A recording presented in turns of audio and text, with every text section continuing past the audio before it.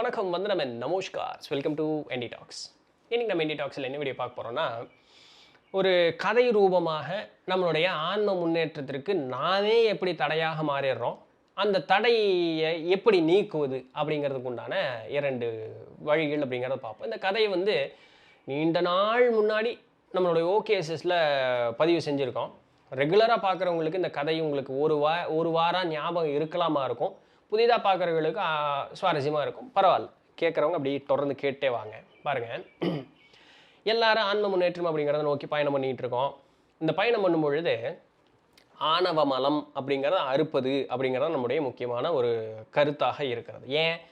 ஆணவ மலத்தினுடைய சேர்க்கையின் காரணமாக தான் பிறப்பு அப்படிங்கிறதே ஏற்பட்டது. அப்போ அந்த ஆணவ மலம் தான் அதுதான் சோர்ஸ். அப்போ அதிலிருந்து நம்ம நீங்கி நிற்க வேண்டும் அப்படின்னு சொல்லக்கூடிய அந்த தன்மை நோக்கி தான் பயணிக்கிறோம். அதுக்கு தான் ஆன்ம முன்னேற்றத்திற்கு உண்டான பயிற்சிகள் அப்படிங்கிறது நம்ம பலவாறான முயற்சிகள் அப்படிங்கிறது எடுக்கிறோன்னு பாருங்களேன். இப்போ இந்த பயிற்சி முயற்சி அப்படிங்கிறது எடுக்கும்பொழுது நமக்கு அறிவினுடைய வெளிப்பாடு அப்படிங்கிறது ஏற்படுது. புதுசாக அறிவு வர்றதில்ல, அறிவு ஏற்கனவே இருக்குது, சித்ரூபமானது தானே நம்மளுடைய ஆன்மா. அப்போ அறிவினுடைய வெளிப்பாடு தான் வந்துக்கிட்டு இருக்கு. அதனுடைய பழைய நிலை, சுயநிலை வெளிப்பாடு தான் வந்துக்கிட்டு இருக்கு. இப்போ இந்த அறிவு வெளிப்பட ஆரம்பிக்கும் பொழுது இந்த ஆணவம் நீக்கக்கூடிய பயிற்சியில் இருக்கக்கூடியவர்கள் உண்மையாலுமே நீக்கக்கூடிய செயல்களில் ஈடுபடுவார்களா அப்படின்னு கேட்கும் பொழுது நிறைய பேர் அதில் தவறுவதும் உண்டு. ஏன்னா ஆணவத்தை நீக்கிறதுக்கு பதிலாக என்ன ஆயிருன்னா ஆணவத்தை கூட்ட ஆரம்பிச்சிருவாங்க. எப்படி அந்த காரியம் நடக்குது? அந்த பார்த்து அந்த லுக்கு புரிஞ்சுதாங்க, சரிங்களா? அப்படியே பார்ப்பாங்க பக்கத்தில் கூட டோன்ட் டச் அப்படிங்கிற மாதிரி ஆட்கள்ல நிறைய பேர் உண்டு. நான் சொல்கிறேன், அவங்களுக்கெல்லாம் மண்டையில் ஏறாது, அவ்வளோதான் அவங்களுக்கெல்லாம் அப்படிங்கிற மாதிரி அந்த ஒரு குணம் நிறைய பேர்த்துக்கு வரத்தான் செய்யும். அப்போ அந்த இடத்துல ஆணவம் நீங்குவதில்லை, அது எச்சா வலுதான் பெற்றுக்கிட்டே வந்துக்கிட்டே இருக்கு. இது செய்யக்கூடியவர்கள்னால தான் அதை செய்கிறோங்கிறது கூட அவர்களால் உணர முடியாது. அதுதான் அதில் இருக்கக்கூடிய ஒரு சங்கடத்திற்குரிய ஒரு விஷயம். தான் இப்படி ஒரு காரியம் செய்கிறேங்கிறது கூட அவர்களுக்கு தெரியாமல் தான் அந்த ஒரு காரியம் அப்படிங்கிறத அவர்கள் செய்து கொண்டு இருக்கிறார்கள். இப்படி தான் ஆணவம் கூடுதுன்னு பாருங்களேன். இதற்கு அழகான ஒரு கதை ரூபத்தில் ஒரு இது உண்டு.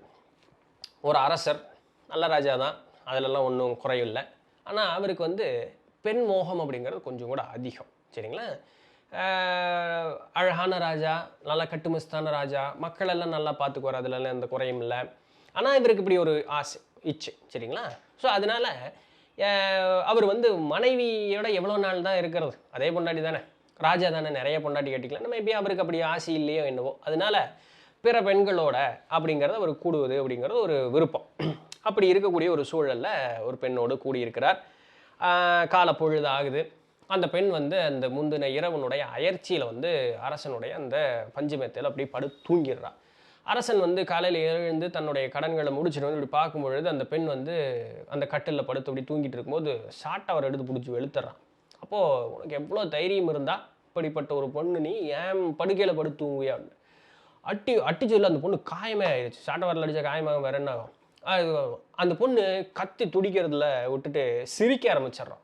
அரசன் ஒரு செகண்டு தான் அட்டிச்சு, உனக்கு காயமாகி ரத்தம் வருது, நீ என்ன சிரிக்கிற அப்படின்ட்டு. உங்கூட தான் நேற்று ராத்திரி கூட இங்கே இருந்தேன், சரி, இந்த படுக்கையில் தான் உங்கூட தான் இருந்தேன். அப்போல்லாம் உனக்கு நான் சுகமான ஒரு ஆளாக தெரிஞ்சேன், மிகுந்த அழகியாக தெரிஞ்சேன், என்னென்னலாம் வார்த்தை பேசினேன் நீ நேற்று ராத்திரி, இதெல்லாம் இருந்தேன். ஆனால் இந்த படுக்கையில் அந்த ஒரு சின்ன ஒரு இத்தினூண்டு நேரம் தான், நீ இல்லாத நேரத்தில், உனக்கு சுகம் கொடுக்காத அந்த ஒரு நேரத்தில் கொஞ்சம் நேரம் தான் இந்த படுக்கையில் படுத்தேன். உனக்கு அது எவ்வளோ ஒரு இதாக தெரியுது. இந்த படுக்கையில் இந்த ஒரு சின்ன நேரத்தில் படுத்து எனக்கே இப்படி ஒரு துன்பம்னா, ஆயுசு பூரா இந்த படுக்கையில் தான் நீ படுத்துக்கிட்டு இருக்கேன், உன் நிலைமை என்னாக போகுமோன்னு நினச்சேன், சிரித்தேன் அப்படின்ட்டாலும். அப்படியே அந்த சாட்டை வர கீழே விட்டு அப்படியே சாஷ்டாங்கமாக அந்த புள்ள காலில் விழுந்துடுறான். என்னுடைய அறிவு கண்ணையே திறந்த தெய்வமே நீ தான், என்னை மன்னிச்சிருன்னு சொல்லிட்டு அரச பதவியை புழுக்க திறந்துட்டு அவன் பையன்கிட்ட எல்லா பொறுப்பையும் கொடுத்துட்டு சன்னியாசம் வந்துடுறான். பார்த்தீங்களா? அந்த ஒவ்வொரு மனிதர்களுக்கும் ஒவ்வொரு வார்த்தை தாங்க தேவைப்படும். சொல்லற சும்மா இரு, காதற்ற ஊசியும் வாராது காணும் கடை வழிக்கே. நானும் 2 வாக்கியத்தையும் சொல்லிக்கிட்டு தான் இருக்கேன், நீங்களும் கேட்டுக்கிட்டு தான் இருக்கீங்க. ஒருத்தருக்கு மாற்றம் வரல, ஆனால் நமக்கு ட்ரிகர் பண்ணுறதுக்குன்னு ஏதாவது ஒன்று இருக்கும், அது சாமிக்கு தெரியும், தக்க காலத்தில் வரும். அப்படி ஒரு ட்ரிகர் அந்த மன்னனுக்கு அந்த சூழல் நடந்தது, அந்த பெண் வாயால் வந்த ஒரு இது. அப்போது நாட்டை விட்டு அவன் கிளம்பிடுறான். அரசன் தான், சுகபோகத்தில் இருந்தவன் தான், அந்த ஒரு வைராக்கியத்தில் கிளம்பிட்டான். உண்மை தான், அவனுக்கு திருப்பி நாடு போகிறதுக்கோ சுக வாழ்வில் இருப்பதற்கோ ஈடுபாடு இல்லை தான்.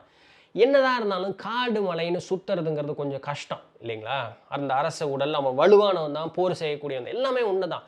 ஆனால் அந்த காடு மலைங்கிறதுல எந்நேரமும் பயணிக்கும் போது அயற்சி ஏற்படும். இல்லைங்களா? தவிர காடுகள்லாம் நிறைய வளம் இருக்கும். ஆனால் எல்லா இடத்துலையும் வளமான நிலை அப்படிங்கிறது காட்டில் இருக்காது. தண்ணியும் வந்து எல்லா இடத்துலையும் கிடைக்கும் அப்படின்னு சொல்ல முடியாது. அப்போது அப்படி காட்டுக்குள்ளே போயிட்டு இருக்கும்பொழுது நமக்கு ஒரு நேரத்தில் தாகம் மிகுதியாக இருக்குது. அந்த இடத்துல அப்படியே கடந்து வரும்பொழுது ஒரு முனிவரனுடைய தவச்சாலையை பார்க்குறான். அந்த முனிவர் ஒரு நல்லது ஒரு ஞானம் பெற்றவர், நல்ல ஒரு வந்து என்ன சொல்கிறது, முக்காலங்களை உணர்ந்த ஒரு ஞானி. ஸோ அந்தளவுக்கு உயர்ந்த ஒரு நிலையில் இருக்கக்கூடியவர் அந்த ஒரு முனிவர். அப்போ அவரை போய் பார்க்கறதுக்கு போய், சுவாமி எனக்கு ரொம்ப தாகமாக இருக்குது, கொஞ்சம் தண்ணி குடிக்கிறது கொடுத்தீங்கன்னா நான் குடிச்சிட்டு இப்படி போகிறேன் அப்படின்னோடனே அந்த முனிவர் இப்படி பார்க்குறாரு. நீ ஒரு பாவி, சரியா? நீ ஒரு பாவி. நீ வந்து இதுபோல இழி செயல்கள் செய்தவன். நீ என்னுடைய சாலைக்குள்ளே எட்டு கூட வைக்கக்கூடாது. உன்னுடைய இதே நிழலே என் மேலே படக்கூடாது, போன்னு. அரசருக்கு அப்படியே மனசு நெஞ்சு பொறுக்க மாட்டேங்குது. ஐயோ, செய்த பாவம் இன்னைக்கு என்னை இப்படி குத்தி காமிக்குதே. அவனால் அதை தாங்கவே முடியல. நான் எல்லாத்தையும் விட்டுட்டு வந்தேன். நான் பாவங்கிறத வந்து உணர்ந்து தான் விட்டுட்டு வந்தேன். இருந்தாலும் நான் செஞ்ச பாவம் என்னை வந்து இப்படி என்னை போட்டு வாட்டுதே. ஒரு வாய் தண்ணி கூட கிடைக்காத ஒரு நிலைக்கான இப்படி வந்துட்டேன் அப்படின்னு சொல்லி சாமிகிட்ட அப்படியே நொந்து போகிறான். அப்படியே அந்த முனிவர்கிட்ட, தப்பு தான் சாமி, நான் போகிறேன் அப்படின்னு சொல்லிட்டு அந்த அரசர் வேறு ஒன்றும் சொல்லலை, வந்துடுறார். முனிவருக்கு பார்த்தியா அப்படிங்கிற ஒரு நினைப்பில் இருந்துடுறார். காலம் கழியுது. இருவரும் ஒரு சேர ஒரு நாளில் இறப்பதற்குண்டான ஒரு நிலையும் அமையுது. இருவரையும் அழைத்து செல்வதற்காக தேவதூதர்களே வர்றாங்க. வரும்பொழுது தேவேந்திரன் அப்படி பார்க்குறாரு. அரசரை மட்டும் அனுப்பிச்சுடுப்பா, முனிவரை வந்து திருப்பி பூமிக்கு அனுப்பா அப்படின்றார். முனிவருக்கு ஒரு செகண்ட் ஷாக். நான் ஒரு சில இடங்களில் தேவேந்திரன்னு சொல்லுவோம், ஒரு சில இடத்துல யமதர்மர்னு சொல்லுவது உண்டு. நீங்கள் உங்களுக்கு எது பொருந்தி வருதோ நீங்கள் அப்படி வச்சுக்கலாம். அப்படின்னோடனே முனிவருக்கு, என்னங்க நான் எவ்வளோ ஒரு ஆள், எனக்கு வந்து வந்துட்டிங்களா அப்படின்னா, கரெக்டாக அது அவங்க வந்து மரியாதை வைக்க, நீங்கள் சொல்கிறது எல்லாமே சரிதான், பெரிய ஆள் தான், இறை உணர்ந்தவர் தான், 3 காலத்தையும் உணர்ந்த ஞானி தான், எல்லாமே சரிதான். பக்குவம் மனசில் இல்லையேப்பா உங்கள்கிட்ட. அந்த ராஜா என்ன அவர் இன்னும் சொல்கிறான், அவனை எவ்வளோ பெரிய அயோக்கியம் தெரியுமா, நீ என்ன அவனை உள்ள விட்றீங்க, எனக்கு வந்து இது பண்ண மாட்டேங்கிறேன். கரெக்டு தான், எல்லாம் கரெக்டு தான். அவன் அயோக்கியத்தனமாக தான் இருந்தான் வாழ்க்கையில். ஆனால் அவன் மனசார திருந்தினான் பார்த்தியா. அந்த தவிச்ச வாய்க்கு தண்ணின்னு கேட்டு வந்தவனே நீ என்ன சொன்ன, அவன் செஞ்ச பழசு எல்லாத்தையும் சொன்ன. அவன் மாறி திருந்திட்டான்னு நீ பார்க்கவே இல்லை. அந்த தாய் உள்ளம் உங்கள்கிட்ட இல்லையே. நீ பெற்ற ஞானம் உனக்கு என்ன பயன்பட்டது. ஆனால் அவனோ என்ன பண்ணான், தான் செஞ்ச தப்பை அந்த நிலையிலையும் உணர்ந்து வந்து வருத்தப்பட்டு இறைவன்கிட்ட மன்னிப்பு கேட்டான். அந்த அவன் திருப்பி உனக்கு சாபங்க கொடுக்கல, அவன் உன்னை பிழை சொல்ல, என்னை மன்னிச்சிருங்க, நான் செஞ்சது தப்பு தான், நான் பாவிதான்ட்டு சொல்லி அந்த இடத்த விட்டு போனான்.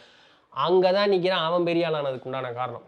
ஆனால் நீ வீரோ அனைத்தும் அறிந்த ஞானி. அவனுக்கு அந்த இடத்துல அந்த நேரத்தில் அந்த பக்குவம் கூட இல்லை. ஆனால் உமக்கு எல்லாம் தெரியும். ஆனால் நீர் எப்படி நடந்துக்கிட்டீங்க, அந்த மனசுக்கு தான் போயிட்டு அந்த மனசு எப்போ உங்களுக்கு சரியாக வருதோ அன்றைக்கி உங்களுக்கு இந்த பதவி கிடைக்கும், போயிட்டு வாங்க அப்படின்னு சொல்லி மரியாதையோடு அவர் திருப்பி பூமிக்கு அனுப்பிச்சி விட்டுறாங்க. அரசனுக்கு முக்தி பேர் அப்படிங்கிறது கிடைக்கப்படுது. இப்போது இந்த இடத்துல இருந்து இது எவ்வளோ ஒரு அழகான ஒரு கதை பாருங்கள். சின்ன கதை தான், நான் வேணால் அனைத்து கொஞ்சம் பெருசாக சொல்லியிருக்கலாமா இருக்கும். ஆனால் அந்த கதை ரூபமாக இவ்வளோ ஒரு உன்னதமான ஒரு செய்தி நமக்கு சொல்லப்பட்டது பார்த்தீங்களா. அதாவது எப்பேற்பட்ட ஒரு நிலை அடைந்தவர்களாக இருந்தாலும் சரி, மனப்பக்குவம் அப்படிங்கிறது ஒன்று இல்லை அப்படின்னு சொன்னால் நம்ம அவுட்டு. ஏன்னா நம்ம திருக்களிற்றுப்படியார் அப்படின்னு சொல்லக்கூடிய அந்த நூலில் இன்னைக்கா இல்லாட்டி பின்ன ஒரு அடுத்த பதிவுலையான்னு எனக்கு ஞாபகம் இல்லை சரியா, அந்த பதிவில் வந்து ஒன்று பார்ப்பீங்க. அவர் வந்து ஆசிரியர் என்ன சொல்கிறாருன்னா, நீ வீடு பேறு பெற்று காடு மலை போனால் என்ன, இந்த பூமியில் வந்து சராசரி வாழ்வு நீ வாழ்ந்திருந்தா என்ன, எல்லா நிலையிலுமே சராசரி வாழ்வு வாழ்ந்திருக்கும் பொழுதும் சரி, வீடு பேறு பெற்று போயிருக்கும் பொழுதும் சரி, இறைவனோட எண்ணம் அப்படிங்கிறது உங்கள்கிட்ட இருக்குது. நீ நல்லவன் தான், இல்லைன்னு சொல்லலை. ஆனால் நான் என்ற அகம்பாவம் கூடி உங்கள்கிட்ட இன்னும் இருக்குது அப்படின்னு சொல்லும் பொழுது அதனால உனக்கு ஒரு பயனும் இல்லை. தக்கன் செய்த வேள்வி போல தான் உன்னுடைய நிலை அப்படிங்கிறார். தக்கனுடைய வேள்வி மாபெரும் வேள்வி, எல்லா தெய்வங்களையும் கூட்டது. ஆனால் நான் என்ற அகம்பாவத்தினால அந்த வேள்வியும் அழிந்து தானும் அழிந்தான் தக்கன்.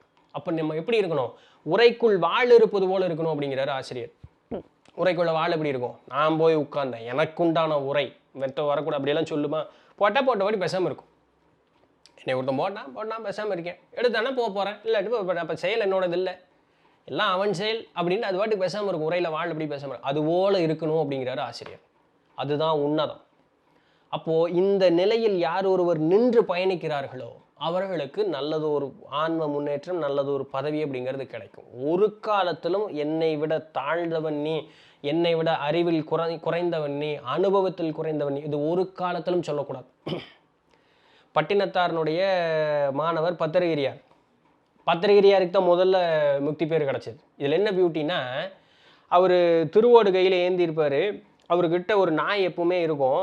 அவர் வரக்குண்டான அந்த பிச்சை அந்த திருவோட்டில் அரச பதவி விட்டுட்டு வருவார். அப்போ அந்த திருவோட்டில் தான் அவர் வாங்கி சாப்பிடுவார். அந்த நாய்க்கு உண்டான இதை கொடுத்து அந்த நாயை பக்கத்தில் வச்சு பக்கத்திரமாக பார்த்துக்குவார். சிவபெருமான் என்ன பண்ணுவார், ஒரு சிறிய ஒரு ஆளாக ஏழையாக அப்படி வந்துட்டு பட்டினத்தார்கிட்ட கேட்பார், சாமி பசிக்குது எனக்கு சாப்பாடு ஒன்று, நானே பிச்சைக்காரன்ப்பா, எங்கே போய் நீ கேட்குற, மேலே போ மலைக்கு மேலே வாசலில் ஒரு சம்சாரி இருக்கான் அவங்ககிட்ட போய் கேளு அப்படின்னு சொல்லி அனுப்பிச்சுட்ருவார். சிவர் இதெல்லாம் சாமி பண்ணுற வேலை தான். போயிட்டு அங்கே ஒன்றுன்னு இந்த மாதிரி கீழே ஒருத்தர் இருந்தார், நான் அவர்கிட்ட கேட்டேன், மேலே வாசல் போனேன் அப்படின்னு சொன்னால் ஒரு சம்சாரி இருப்பான், அவன்கிட்ட சாப்பாடு வாங்கிக்கோன்னு சொன்னார், எனக்கு பசிக்கு சோறு ஓடுன்ட்டு. பத்திரிகைக்கு அதெல்லாம் காதில் விழுந்திருக்காரு. அவருக்கு ஒரு செகண்ட் கபீர்னாயிரும். குருதேவர் என்னை சம்சாரின்னு சொன்னாரா, இந்த திருவோடும் இந்த நாயும் என்னை ஒரு சம்சாரியை பற்று, இதுதான் என்னை சம்சாரியாக மாற்றிருச்சா, நாடு துறந்தேன், மனைவி மக்கள் துறந்தேன், அத்தனை ஒரு காசு மனம் எல்லாத்தையும் துறந்தேன், இந்த ஒரு திருவோடும் ஒரு நாயுமா என்னை போய் இன்னும் சம்சாரியாக வச்சுட்டு இருக்கிறதுன்னு அந்த ஓட்டை போட்டு கீழே உடைச்சிடுவார். ஓட்டை போட்டு கீழே உடைக்கும் போது நாய் மேலே விழுந்துடும், நாய் செத்து போயிடும். அதெல்லாம் பற்றி அந்த இடத்துல சாப்பாடு கேட்க வந்துடல, அவர் அப்படியே எஸ் ஆயிடுவார். சாமி தானே வந்தது, அது அப்படியே எஸ் ஆயிரும். காலம் கழியும். கொஞ்சம் காலம் கழித்து காசி நகர்லேருந்து ஒரு மன்னர் வருவார். வந்தோடனே ஒரு பெண்ணை கூப்பிட்டு வருவார். அந்த பெண் வந்து என்னுடைய பழைய ஞாபகத்துலலாம் எனக்கு இந்த மாதிரி இந்த கோயிலில் தான் வந்து இந்த ஞானி இருக்கார், அவர் தான் நான் கல்யாணம் பண்ணுவேன், அந்த புள்ள அடம் பிடிக்க. வந்தோடனே இந்த மாதிரி கல்யாணம் பண்ணுவேன்னு சொன்னோன்னே, நீ யாருன்னே எனக்கு தெரியாதே மாதிரி, நான் ஒரு சன்னியாசி, நான் ஏன் போய் உன்னை கல்யாணம் பண்ணிக்கணும்னு. இல்லை, நீங்கள் வந்து போன பிறப்பில் நான் இந்த மாதிரி நாயாக வந்தேன், உங்களுடைய திருவோட்டை மேலே போட்டு உடைச்சிங்க, உங்கள் கையால் பட்ட அந்த திருவோடை மேலே பட்டதனுடைய புண்ணியம், நான் வந்து அரச குடும்பத்தில் பெண்ணாக பிறந்தேன், நான் கட்டுனா உங்களை தான் கட்டுவேன், அந்த பொண்ணு நிற்க, எனக்கு வேறு எதுவுமே தெரியாது, எனக்கு நீங்கள் மட்டும்தான், எனக்கு இப்படி ஒரு உன்னதமான நிலை கொடுத்து நீங்கள் மட்டும்தான், அந்த பொண்ணு அர்ப்பணிப்போட நிற்க.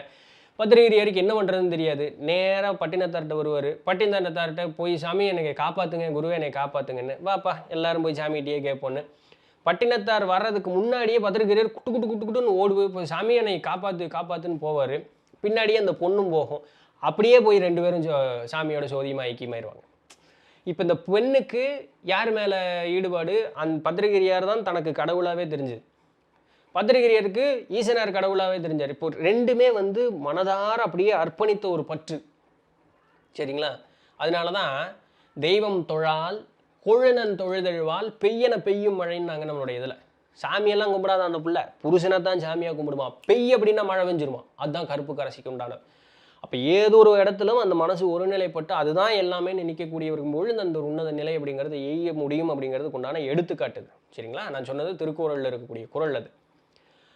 அப்போது பத்திரிகையார் தான் முன்னாடி போனார். அவர் மூலமாக இந்த பொண்ணு முக்தி பேருக்கு அப்படிங்கிறது போச்சு. அப்போது பட்டினத்தார் அதுக்கப்புறம் நிறைய வரும், அவர் வருத்தப்படுவார், சாமி அதுக்கு ஒரு நிலை காட்டி கொடுக்கும் அப்படின்ட்டு. அப்போது பட்டினத்தார் ஞானி தான், ஆனால் ஏதோ ஒரு இடத்துல சின்ன ஒரு பெண்டிங், அந்த பெண்டிங் கூட இல்லாமல் பத்திரிகையார் அர்ப்பணிப்போட மாறிட்டார். அதற்குண்டான விளைவு என்ன, முக்தி பேர் முன்னாடியே கிடைச்சதுக்குண்டான அது முன்வினை தவம் பயன்னு பாருங்களேன். இப்போ இதில் இருந்தெல்லாம் என்ன சொல்ல வரேன்னு உங்களுக்கு நேரத்துக்கு புரிஞ்சிருக்கும். யார் ஒருவரும் கீழே இருப்பவரும் இல்லை, யார் ஒருவரும் மேல் இருப்பவரும் கிடையாது. அவரவர் பயணம் அப்படிங்கிறது அவரவரின் படி நடந்து கொண்டு இருக்கிறது. அதற்கேற்றாற்படி இறைவன் படி இழந்து கொண்டே இருக்கிறான், அவ்வளோதான். ஸோ யாரையும் நான் சொன்னேன் அவன் கேட்கல, அவனுக்கெல்லாம் அவ்வளோதான் அறிவு அப்படின்னு அந்த ஒரு பேச்சுக்குள்ளே நம்ம இறங்கிடவே கூடாது. சரிங்களா? யா, இதான் இன்னைக்கு உண்டான பதிவு. பிடிச்சிருந்திருக்கும், இன்ஃபர்மேட்டிவாக இருந்திருக்கும் நம்புகிறேன். ஏதாவது கேள்விகள் இருந்ததுன்னா கேளுங்க. நாளைக்கு நம்ம வந்து சுவாரஸ்யமான அந்த கேள்விகளுக்கு உண்டான பதில்களில் சந்திப்போம். அது வரையும் தொடர்ந்து இணைந்திருங்கள். நான் அவங்க நிலத்தில் தண்டபாணி. நன்றி.